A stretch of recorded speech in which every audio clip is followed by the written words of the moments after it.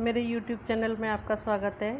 और मैं आज आपको करा रही हूँ यूपी बोर्ड कक्षा 12 में जो कवि हैं मैथिली शरण गुप्त की जीवनी। ये 4 पंक्तियाँ आपने अक्सर जो है सुनी होंगी। भरा नहीं जो भावों से बहती जिसमें रसधार नहीं, वह हृदय नहीं है पत्थर है जिसमें स्वदेश का प्यार नहीं। तो ये हैं राष्ट्र कवि मैथिली शरण गुप्त जी द्वारा लिखित पंक्तियाँ, जिनको अक्सर हम याद करके देश प्रेम की भावना से भर जाते हैं। तो ये बहुत जो है बड़े कवि हुए हैं।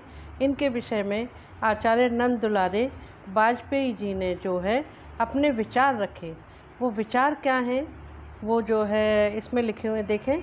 गुप्त जी ने राम भक्ति के साथ साथ मानव प्रेम, मानव सेवा, विश्व बंधुत्व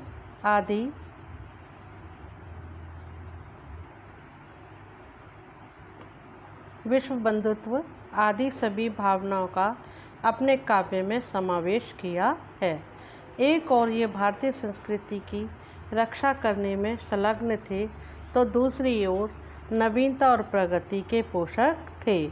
उन्होंने भारतीय संस्कृति के उस रूप को ग्रहण किया जो गतिशील है। ये जो है आचार्य नंद दुलारे वाजपेयी ने कहा है इनके विषय में। और इनसे संबंधित कुछ स्मरणीय संकेत देख लीजिए कि इनके जन्म के विषय में जो है जन्म इनका हुआ सन 1886 ईस्वी में, ठीक है। और जन्म स्थान है चिरगांव, झांसी। अब शिक्षा दीक्षा देखें इनकी, 9वीं कक्षा तथा स्कूल में फिर घर पर। और काव्यगत विशेषताएं, राष्ट्र प्रेम, नारी का महत्व, कला पक्ष और भाव पक्ष का समन्वय। भाषा कैसी थी इनकी? सरल, शुद्ध, प्रवाहमयी और खड़ी बोली। शैली इनकी थी प्रबंधात्मक, उपदेशात्मक, कीर्ति नाट्य, भावात्मक। और रचनाएं इनकी थी मौलिक और अनुदित। इनकी जो मृत्यु हुई थी वो सन 1964 ईस्वी में हुई थी।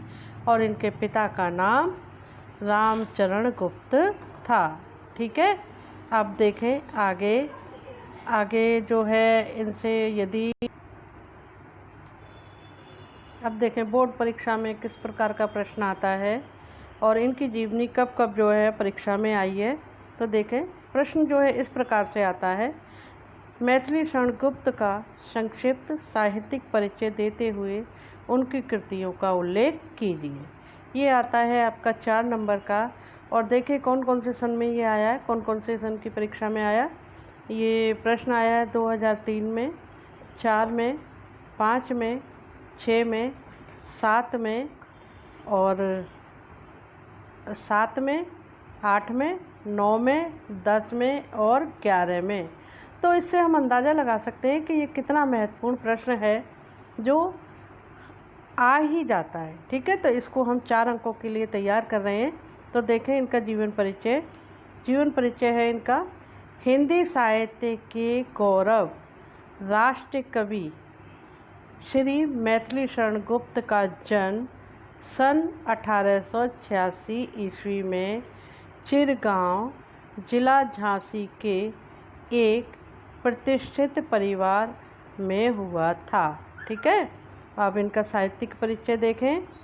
आपके पिता सेठ रामचरण गुप्त हिंदी के अच्छे कवि थे। पिता से ही आपको कविता की प्रेरणा प्राप्त हुई। द्विवेदी जी से आपको कविता लिखने का प्रोत्साहन मिला और सन 1899 ईस्वी में आपकी कविताएं सरस्वती पत्रिका में प्रकाशित होनी शुरू हो गईं। वीर बुंदेलों के प्रांत में जन्म लेने के कारण आपकी आत्मा देश प्रेम से सराबोर थी। यहाँ राष्ट्र प्रेम आपकी कविता में सर्वत्र प्रस्फुटित हुआ है। आपके 4 भाई और थे। श्रिया रामचरण गुप्त आपके अनुज हिंदी के आधुनिक कवियों में विशेष महत्वपूर्ण स्थान रखते हैं। गुप्त जी की प्रारंभिक शिक्षा घर पर ही हुई। उसके पश्चात अंग्रेजी की शिक्षा के लिए झांसी भेजे गए, परंतु शिक्षा का क्रम अधिक ना चल सका। घर पर ही आपने बंगला, संस्कृत, मराठी का अच्छा ज्ञान प्राप्त किया। Very good.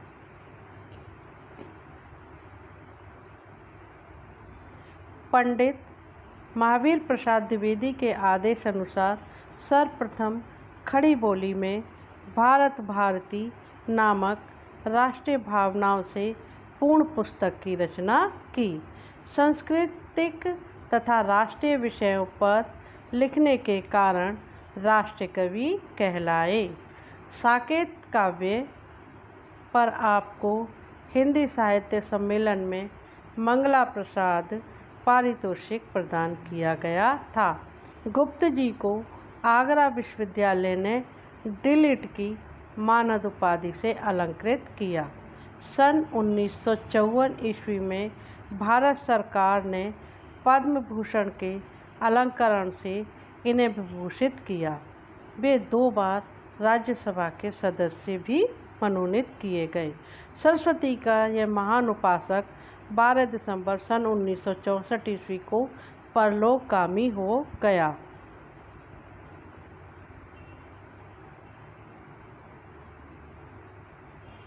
अब इनसे संबंधित जो है इन्होंने जो कृतियाँ लिखी हैं, साहित्यिक कृतियाँ, उन्हें देख लेते हैं हम।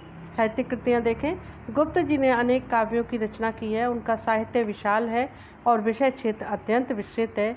इनकी प्रमुख रचनाएं निम्नलिखित हैं। मौलिक रचनाएं देखें इनकी: रंग में भंग, जयद्रथ वध, पद प्रबंध, भारत भारती, शकुंतला, पद्मावती, बैताल की, किसान, पंचवटी, स्वदेश संगीत, गुरु तेग बहादुर, हिंदू शक्ति, सैरांध्र, वन वैभव, बंक विहार, झनकार, साकेत, यशोधरा, द्वापर, सिद्धराज, नहुष, विकट भट्ट और मौर्य, विजय, मंगलघट, त्रिपथागा, गुरुकुल और